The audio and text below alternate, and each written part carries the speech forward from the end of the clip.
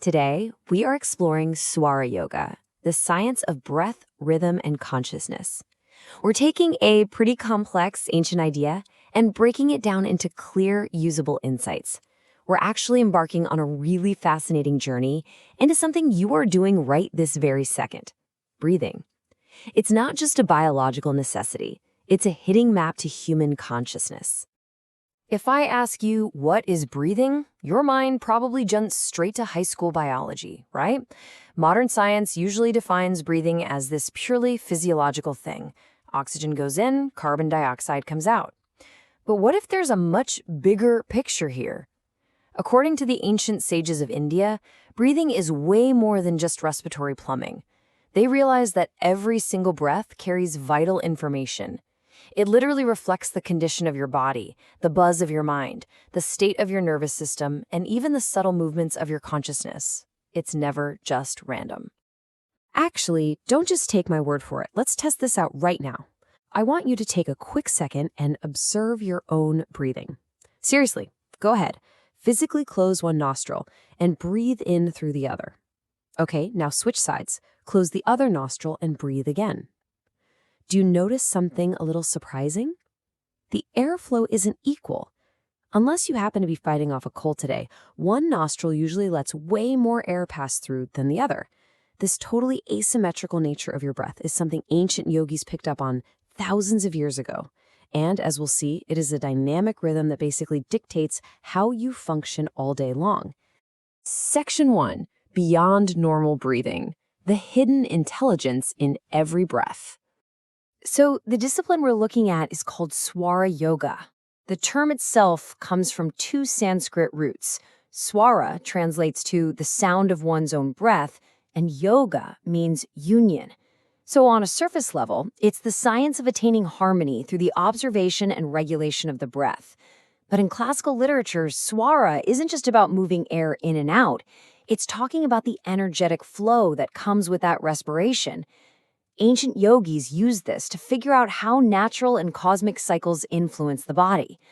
Honestly, you can think of Swara Yoga as an ancient system of chronobiology, the science of biological rhythms, and applied bioenergetics, which is all about how energy flows and can be consciously regulated inside us. Now, if you're at all familiar with yoga, you're probably thinking about pranayama right now. So the crucial point is understanding the difference between the two because people confuse them all the time. Pranayama is super active and practical. You're using techniques like holding your breath or taking controlled inhalations to actively regulate and expand your vital energy, your prana.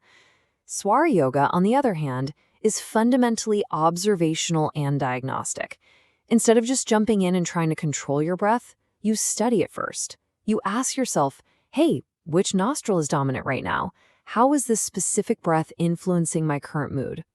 If pranayama is the technology of breath control, Swara Yoga is the science of breath intelligence.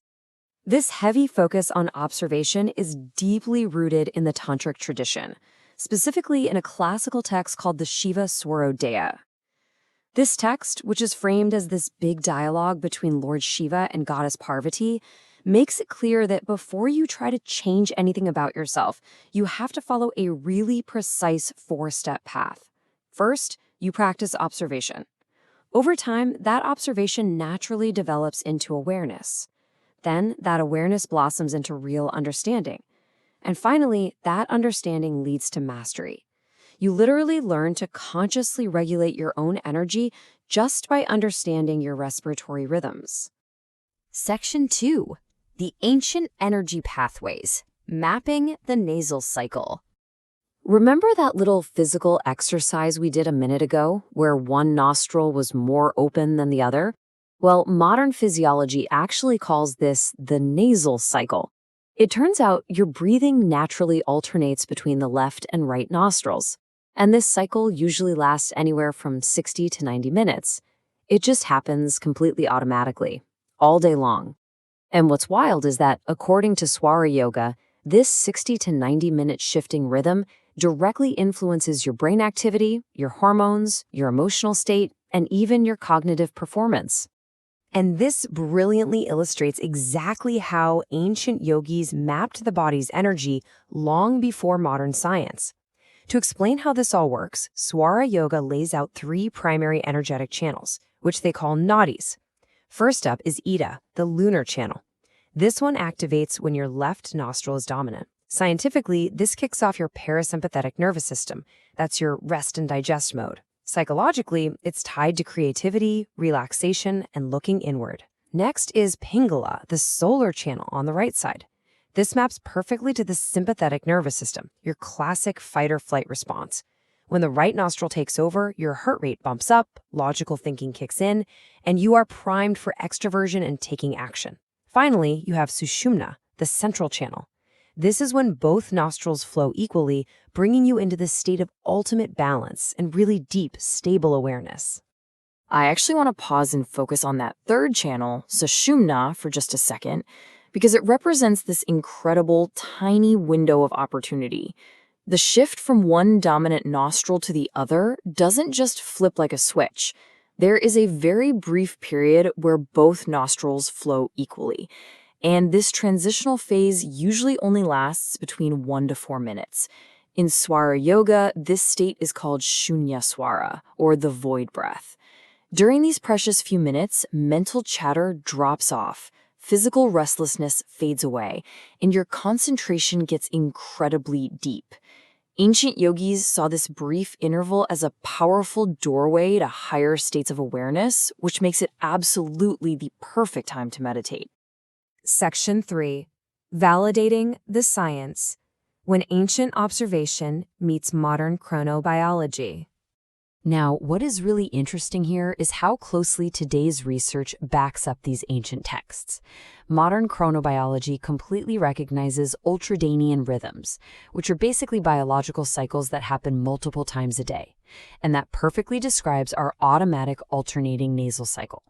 On top of that, studies on brain hemisphere activity show a totally cross-wired relationship. So, left nostril dominance actually influences right hemisphere brain activity, and vice versa. Scientists have even measured electronasal activity, proving that our nasal passages aren't just, passive breathing tubes. Their electrical properties are constantly changing to reflect our physiological state. And bioenergetics researchers, using cool tech like Kirlian imaging, are actively mapping the electromagnetic energy patterns around living tissues. It sounds super modern, but it directly echoes the ancient yogic concept of the energetic body. This scientific validation even carries over to where we choose to spend our time. Swara Yoga teaches that natural environments like mountains, deep forests, and seashores actively give us vitality. Well, modern environmental science actually has a specific name for why these places feel so incredibly refreshing: negative ions. These environments are packed with high concentrations of negative ions, which are scientifically proven to boost your mood, improve how efficiently you breathe, and seriously drop your stress levels. It's just another instance where ancient yogic observation and hard contemporary science perfectly intersect. So hey, if you ever needed a scientifically backed excuse to book a beach vacation, you finally have one. Section 4. Reclaiming your natural rhythm. Aligning with your internal biological clock. Let's be real for a second.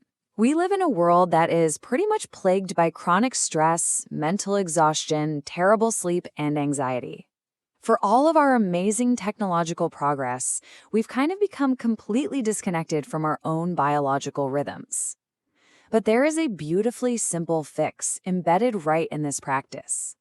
Instead of constantly fighting against our natural rhythms, Swara Yoga teaches us to just cooperate with them.